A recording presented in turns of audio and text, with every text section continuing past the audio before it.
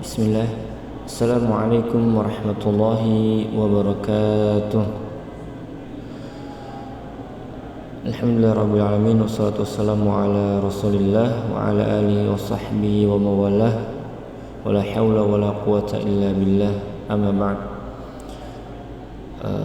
Pertama-tama perkenalkan, nama saya Ridho Shalihin dari Prodi Ilmu Al-Quran dan Tafsir semester 3 kelas reguler B. Saya di sini akan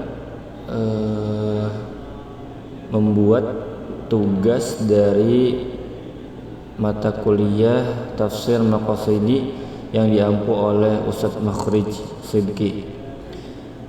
Baik, langsung saja. Saya di sini akan menyampaikan materi tentang sumber, metode, dan validitas penafsiran.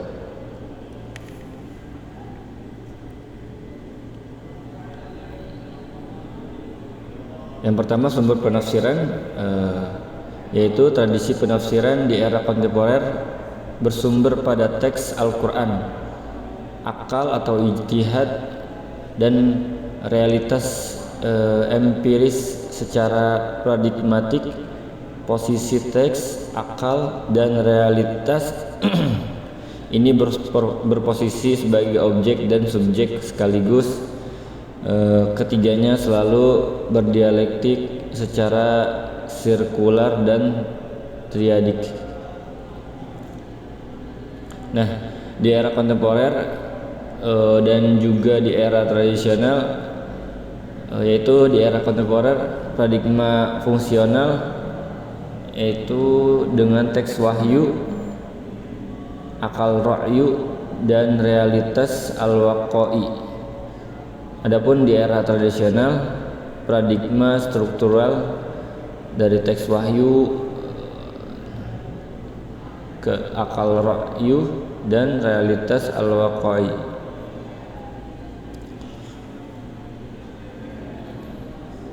Baik, masuk ke metode pendekatan bersifat interdisipliner, yaitu metode dan pendekatan yang digunakan oleh para mufassir kontemporer pada umumnya berlainan dengan metode dan pendekatan yang digunakan oleh para mufassir tradisional.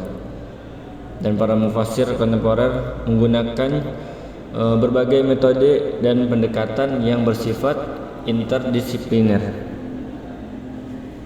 Nah, apa aja langkah-langkahnya? Yaitu di sini saya akan menjelaskan langkah-langkah metodologis yang harus ditempuh bagi mufassir menurut Al-Farmawi. Yaitu yang pertama, mufassir harus menetapkan terlebih dahulu masalah yang akan dibahas. Dan yang kedua, menghimpun ayat-ayat yang berkaitan dengan masalah tersebut. Yang ketiga, menyusun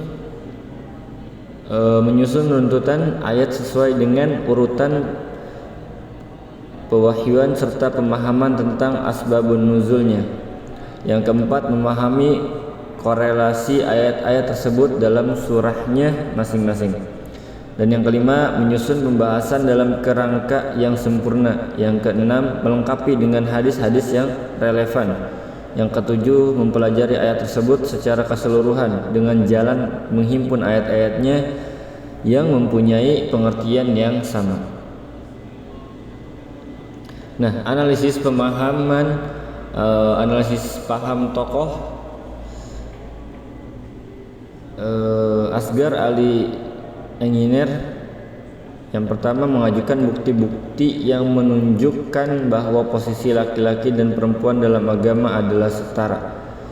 Lahir di lingkungan keluarga ortodoks penganut Syiah Ismailiyah.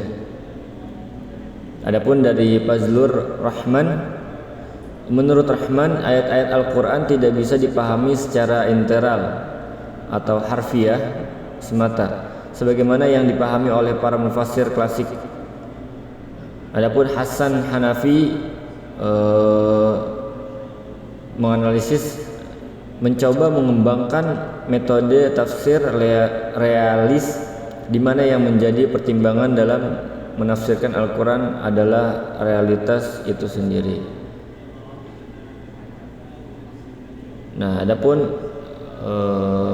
dari Muhammad Thaha menganalisis pemikir liberal dari Sudan mengajukan teori evolusi syariah dalam upayanya memahami ajaran Islam, dan menurutnya ayat-ayat Makkiyah memiliki pesan-pesan universal yang menjadi tujuan yang sesungguhnya dari pewahyuan Al-Quran. Dari Rifat Hasan menganalisis,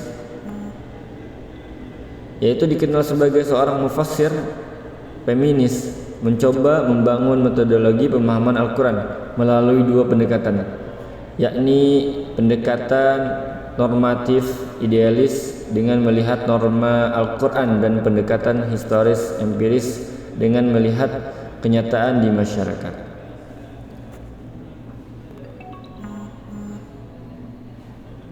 Kesimpulan dari analisis tokoh tersebut yaitu metode yang digunakan mereka untuk menafsirkan Al-Quran ialah hermeneutika.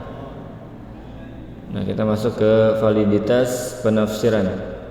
Yaitu yang pertama ada teori koherensi, yaitu penafsiran dianggap benar apabila sesuai dengan proposisi sebelumnya dan konsisten menerapkan metodologi yang dibangun.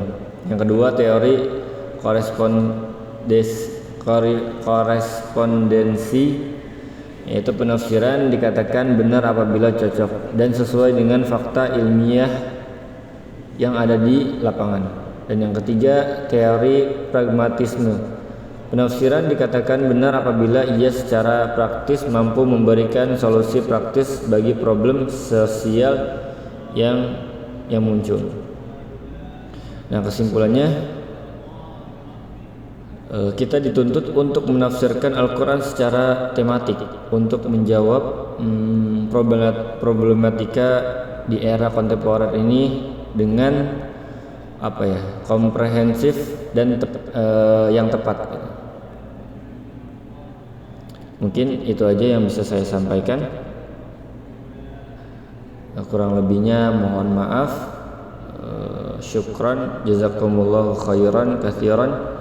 Semoga bermanfaat. Sekian, assalamualaikum warahmatullahi wabarakatuh.